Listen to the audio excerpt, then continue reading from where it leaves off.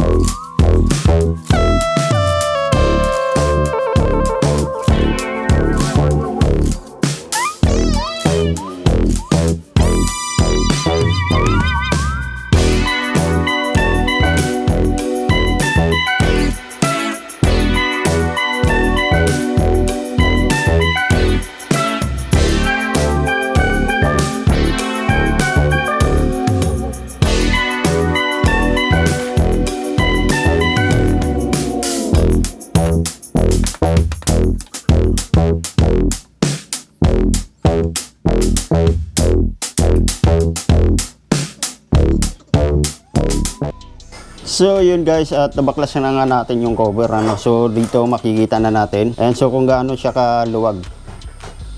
Okay. So yun yung nagpapaingay o yung tunog helicopter dito sa Sniper 150. Okay, so susunod natin na gagawin is babaklasin na natin tong cover na to o yung pressure plate. Ayan. Tingnan nyo kung gaano siya kaluwag. Okay. So ito yung nagkakaroon ng tunog helicopter. So babaklasin na natin to.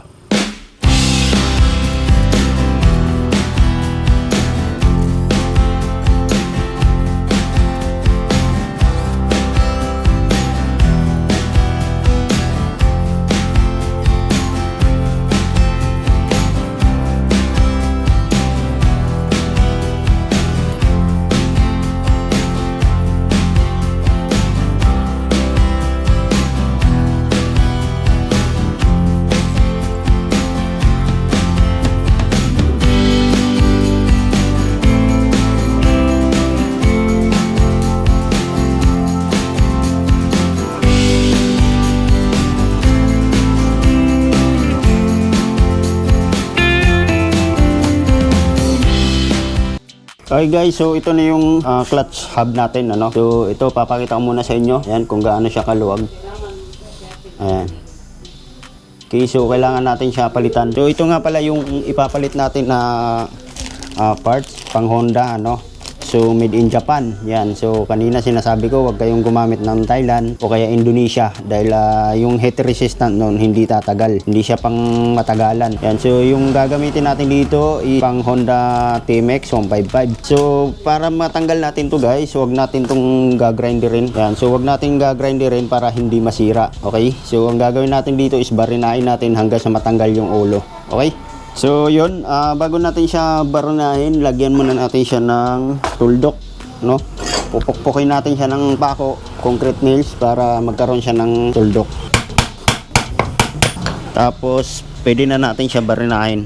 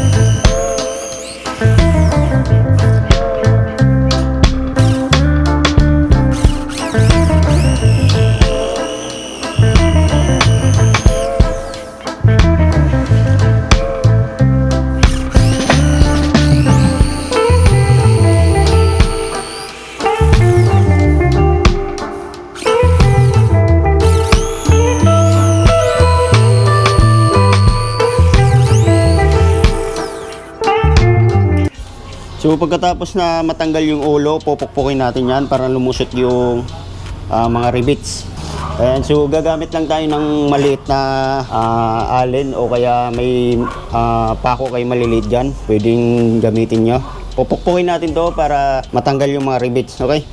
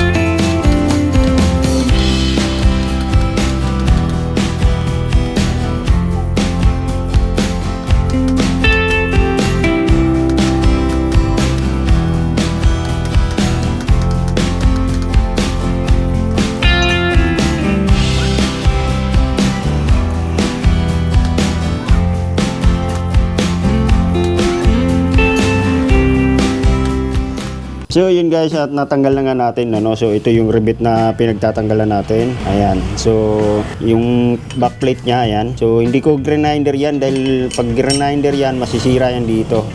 Ayan. Okay, so ito na yung rubber damper. Tingnan nyo kung gaano kaluwag.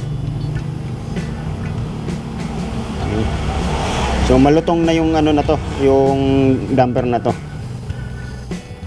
Ayan. Malutong na. Okay, so gagawin natin, hugasan lang natin to, tapos ikakabit na natin yung bago. Okay?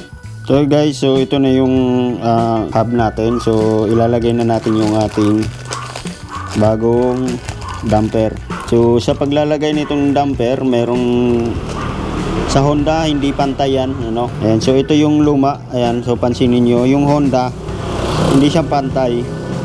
Okay, so itong naka-usli nito, ito yung dapat nakaharap dito sa ano, kasi yung ano nito, yung pwersa nito is pa ganon. Okay, yan yung ikot niyan. So dapat yung nakabukol na to dito yan sa likod. Ganyan. Okay, so ilalagay natin lahat. Okay, so ganyan yung position yan. Ayan, so nawala na yung kalog niya, no? Ayan, so kasi yung bukol na yan, ito yung magkakaroon ng pwersa. Kasi yung lakas ng ating gear is pa ganyan, paatras. Okay? So hindi kasi paabante yung ikot na ito, paatras to. Ayan, pa ganyan. So yung mga bukol na yan dito sa side na to. Okay, so ngayon, ibabalik na natin yung ating cover. So sa cover, may makikita kayo sa likod niyan, may nakalagay na out. Yan, yung out. Okay, so ito yung nasa labas, paharap dito sa labas. Kasi yung likod niyan walang nakalagay na in. Okay, so ito lang yung nakalagay dyan. Yan yan. Tapos pagbabalik natin yung mga rivet, kung meron man kayong malapit na hydraulic press, pwede nyo ipa-press yan. Yan. So dito pupukpukin natin to ng dahan-dahan. Pero kung meron naman kayong malapit na press, ipa-press nyo na lang para mas maganda yung kapit. Okay? So pupukpukin na natin to. Huwag tayong magpupukpok dito. Hindi pwedeng baliktad yung lagay ng rivet ha.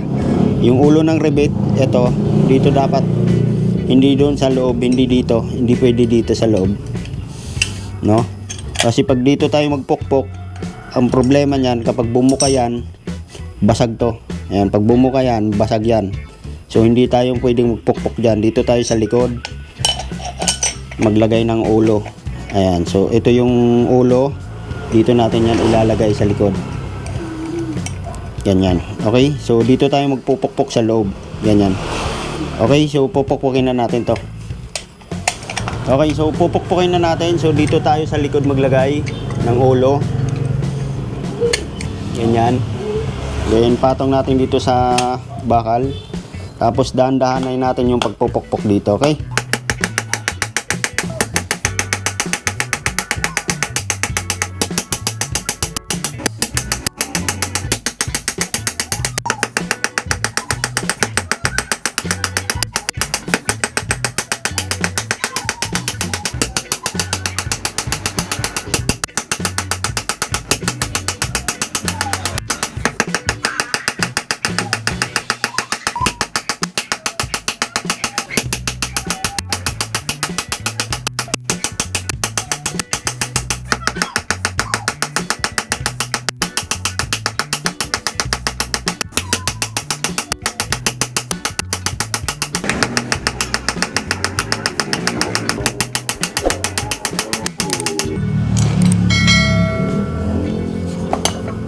Okay guys, so pagkatapos natin pukpukin yung ating rivet, ayan, so okay na siya, wala nang kalog, ayan.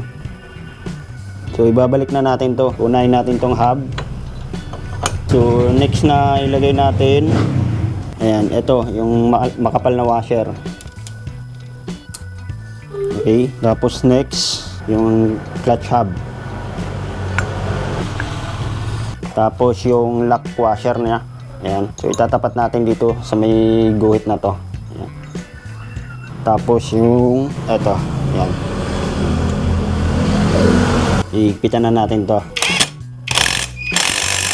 Tapos ilalak na natin yung nilagay natin na lock washer.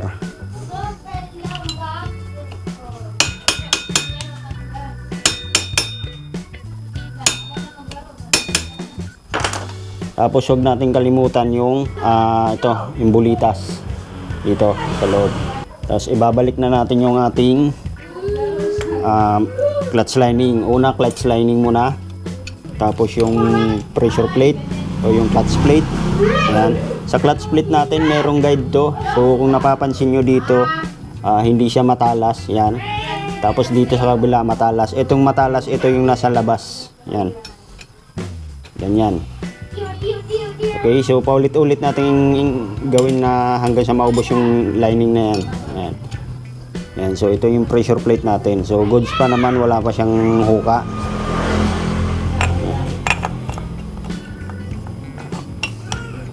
Okay. Tapos yung mga spring, ibabalik na natin to, okay?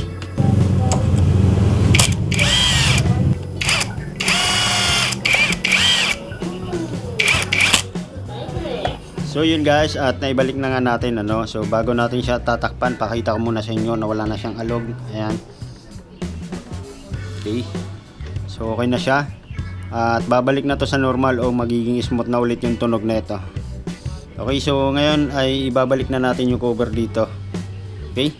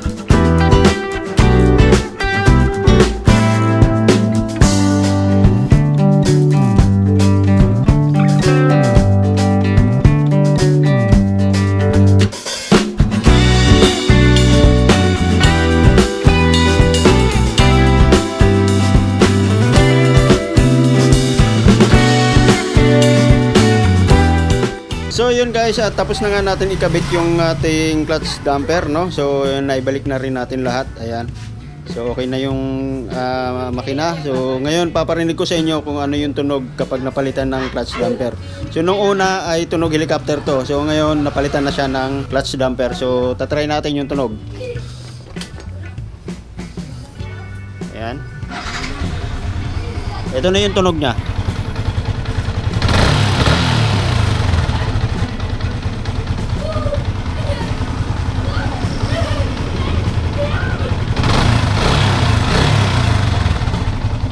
Yan yung tunog niya ngayon, no? Tahimik na siya, smooth na.